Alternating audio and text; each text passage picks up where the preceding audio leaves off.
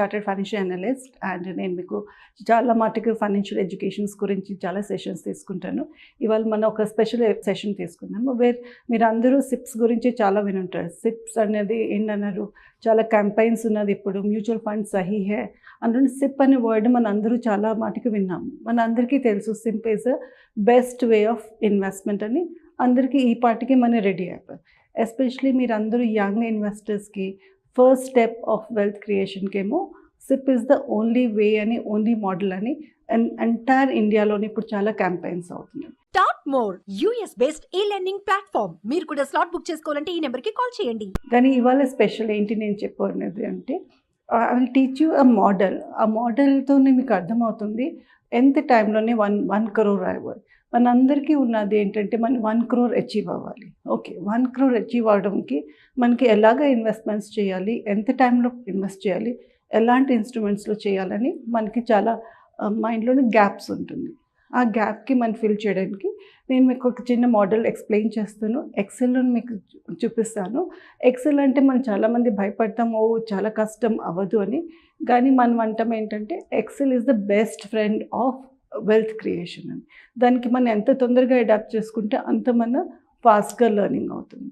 అయితే సిప్స్లోని 2-3 వెరైటీస్ ఉంటుంది. ఇవాళ నేను మీకు చెప్పేది ఏంటంటే ఒకటి అంటాము అని ఏంటంటే రెగ్యులర్ సిప్. రెగ్యులర్ సిప్ అంటే ఏంటంటే మనం ఎవ్రీ మంత్ ఒక ఫిక్స్డ్ అమౌంట్ మనం ఇన్వెస్ట్ చేస్తాం. అది ఒక 5 years కైనా, 10 years కైనా, 15 years అయినా, 20 years కైనా, డిపెండింగ్ అపాన్కి మన గోల్ ఏంటి, మనకి ఎంతవరకు మనకి అమౌంట్ కావాలి. అండ్ ఇప్పటివరకు మనకు అందరికీ తెలుసు అంటే ద లాంగర్ టైం మనం ఇన్వెస్ట్ చేస్తే power of compounding work on అవుతుంది. పవర్ ఆఫ్ కంపౌండింగ్ వల్ల మనం ఇన్వెస్ట్ చేసిన అమౌంట్ మీద ఇంట్రెస్ట్ మీద ఇంట్రెస్ట్ వచ్చి మన వెల్త్ క్రియేషన్స్ అవుతుంది. That is the step number 1. ఇంకొక వెరైటీ ఏమంటున్నారు, దానికి స్టెప్ అప్ సిప్ అన్నారు. మీరు చాలామంది వినుంటారు. స్టెప్ అప్ అంటే ఏంటంటే సిప్ కాన్స్టెంట్గా ఇయర్ ఆన్ ఇయర్ సేమ్ ఉండకుండా నెక్స్ట్ ఇయర్ కూడా దానికి మనం ఇంక్రీజ్ చేస్తాం. ఎంత పర్సెంట్ ఇంక్రీజ్ చేస్తాం?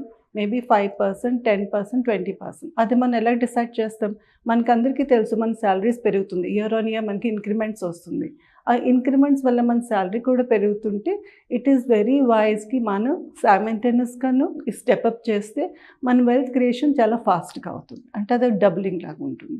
అయితే నేను ఇప్పుడు ఫస్ట్ టైం రెగ్యులర్ సిప్గా చెప్తాను. మీరు just listen for the next 5 minutes. Trust me, ఇది బెస్ట్ అండర్స్టాండింగ్. మన దగ్గర చాలా ఆన్లైన్ క్యాల్కులేటర్స్ ఉన్నది. మనకు అనిపిస్తుంది నేను క్యాల్కులేషన్స్ చేసుకుంటే నాకు తెలిసిపోతుంది.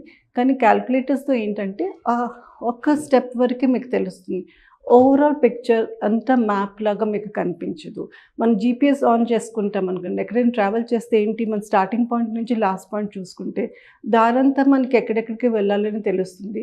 సిమిలర్లీ మనం ఇలాగ ఎక్సెల్లో లెర్న్ చేసుకుంటే ఏముంటుంది, మనకి ఓవరాల్ లైఫ్ జర్నీ తెలిసిపోతుంది. నెక్స్ట్ 5 years, 10 years, 15 years వరకు మనం ఎక్కడెక్కడ ఎంత మైల్స్టోన్ అచీవ్ చేస్తున్నాం, ఎంత వెల్త్ క్రియేట్ అవుతుంది, అది మనకి క్రిస్టల్ క్లియర్గా అర్థమవుతుంది.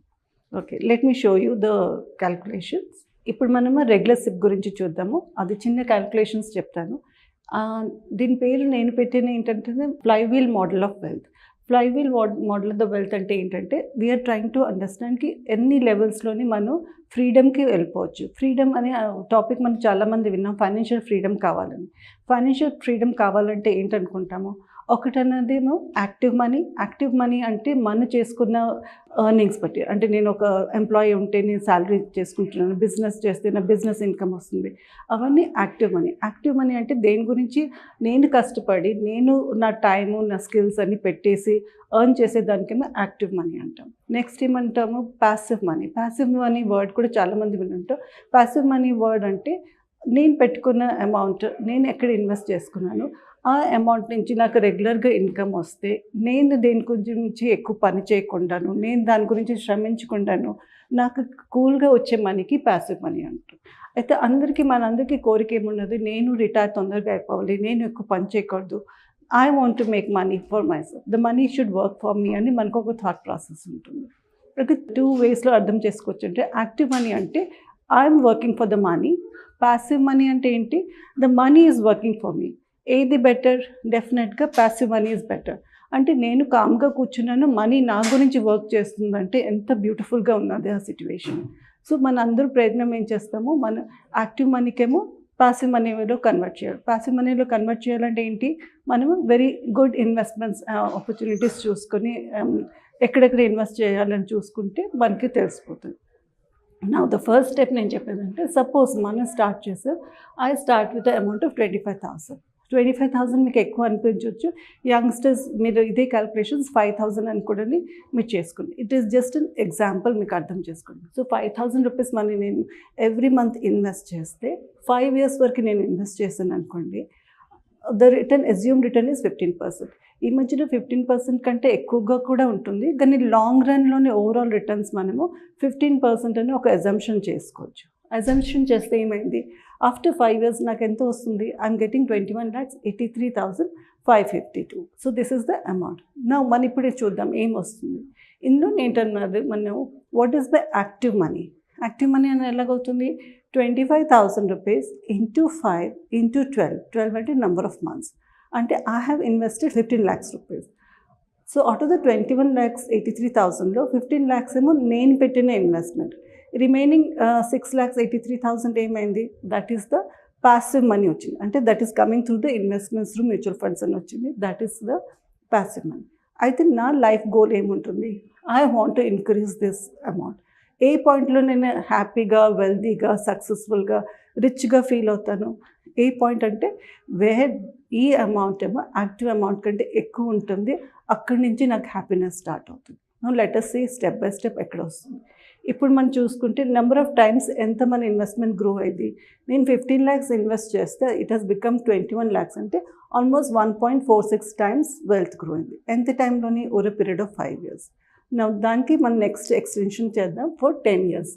10 yearsకి సేమ్ క్యాలిక్యులేషన్ చేద్దాం, సేమ్ ఇంట్రెస్ట్ని అజ్యూమ్ చేద్దాం. నౌ ఎంత మనకి ఇన్వెస్ట్మెంట్ వచ్చింది, 65,75,455. ఇది మనకి అమౌంట్ వచ్చింది. నౌ యాజ్ ఎ ఇన్వెస్టర్ నేను ఎంత ఇన్వెస్ట్ చేస్తాను ఇక్కడ, I have put 30 lakhs. 30 lakhs ఎలాగొచ్చింది, 25,000 into 12 into 10 years చేస్తే నేను పెట్టిన అమౌంట్ ఎంత, 30 lakhs. నాకు వచ్చిన అమౌంట్ ఎంత, 65,75,000. ఆ రెండింటికి డిఫరెన్స్ ఎంతైంది, 35,75,455. So this is my passive income. 30 lakhs is my active income and 35,75,000 is my passive income. నా మనం చూసేమంటే ఎంత, నేను పెట్టిన అమౌంట్ 30 lakhsకి ఇది ఆల్మోస్ట్ డబుల్ కంటే ఎక్కువైంది. So it is more than 2.1519 times. And ఈ డిఫరెన్స్ మనం చూసుకుంటే ఇది ఈజ్ మై హ్యాపీ అమౌంట్. మన హ్యాపీనెస్ అమౌంట్ అని అనుకుంటే మనకు తెలిసిపోతుంది what is the happiness amount, what is that happy money అంటాం. హ్యాపీ మనీ అంటే నేను దేని గురించి కష్టపడలేదు, దేనికి ఆఫీస్ వెళ్ళకుండా చేసుకున్నాను, నేను బిజినెస్ స్టార్ట్ చేసుకోకుండా వచ్చిన అమౌంట్కి నేను డిఫైన్ చేసుకున్నాను హ్యాపీ అమౌంట్ అని. ఆ హ్యాపీ అమౌంట్ గురించి మనం అందరూ వర్క్ ఆన్ చేస్తాం. సేమ్ క్యాలిక్యులేషన్స్ మనం 20 years కానీ చూసినా 15 yearsకి చూసినా మనకు తెలిసిపోతుంది. ఇప్పుడు మీరు నోటీస్ ఏం చేశారు, 15 yearsకి మనం 25,000 ఎవ్రీ మంత్ ఇన్వెస్ట్ చేస్తే I'm getting more than 1 crore. So this is my mile stone. As an youngster, suppose మీరు 25 years ఉన్నారంటే అప్ టు 15 years అంటే అప్ టు 40 yearsకి మీరు 1 crore అయిపోతుందని మీకు ఒక మైండ్ క్యాల్కులేషన్స్ వచ్చేస్తుంది. 1 crore రేపొద్దున అయిపోతుంది, 2 yearsలో అయిపోతుంది, 10 yearsలో అయిపోతుంది అని అనుకోవడం చాలా తప్పు. అందుకోసం మనం ఇలా ఎక్సెల్ షీట్స్లో నేర్చుకుంటే మనం రియలిస్టిక్గా ఉంటాం, సిస్టమాటిక్గా ఉంటాం, అండ్ మనకి correct way of becoming wealthy అని మనకు తెలిసిపోతుంది. So this is the calculation. Similarly for 20 years also we can do.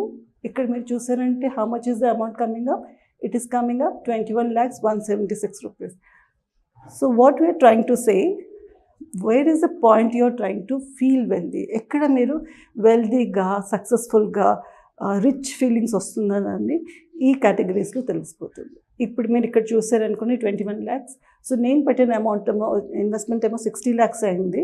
60 lakhsలోని నాకు వచ్చిన అమౌంట్ ఎంత ఉన్నది, I've got 3,31,76,000 I got the amount. అంటే this is my happy amount. This is the amount నాకు వచ్చింది త్రూ మై ఇన్వెస్ట్మెంట్. అందుకోసమే మన power of compounding అని మనం చాలా సిస్టమాటిక్లీ అందరికీ ఎడ్యుకేట్ చేస్తున్నాం. నేను కాదు, మొత్తం మ్యూచువల్ ఫండ్ ఇండస్ట్రీలోని ఫైనాన్షియల్ అడ్వైజర్స్ అని, మన చార్టర్డ్ అకౌంటెంట్స్ అని అందరూ మనకి అడ్వైస్ చేస్తున్నారు. మనం అడ్వైస్ చేసుకున్న వినేసే కంట మన యాక్షన్ తీసుకోవడానికి that is the best step. The next step మీరు తీసుకున్నది ఏంటంటే, I have to go by mutual fund investments ఉంది. ఇప్పుడు ప్రస్తుతం ఏంటున్నది, టెక్నాలజీ ఎంత ఫాస్ట్గా ఉన్నది, మీకు అందరి దగ్గరికి మంచి యాప్స్ ఉన్నాయి. ఇప్పుడు ఇన్వెస్ట్మెంట్ ప్యాటర్న్స్ కూడా చాలా సింపుల్ అయిపోయింది. లెస్ దెన్ 3 minutesలోని ఇన్వెస్ట్మెంట్స్ కూడా అయిపోతుంది. సో ఐ ఎంకరేజ్ మీరు అందరికీ make a learning of this and start investing. ఎంత తొందరగా మనం ఇన్వెస్టింగ్ స్టార్ట్ చేస్తే అంత మన power of compounding work on అవుతుంది, అంత మనం స్ట్రాంగ్గా రిచ్ అయ్యే అవకాశాలు కూడా ఎక్కువ అవుతుంది. I think you have understood this concept. Now I'll explain to you the next concept also. Thank you so much.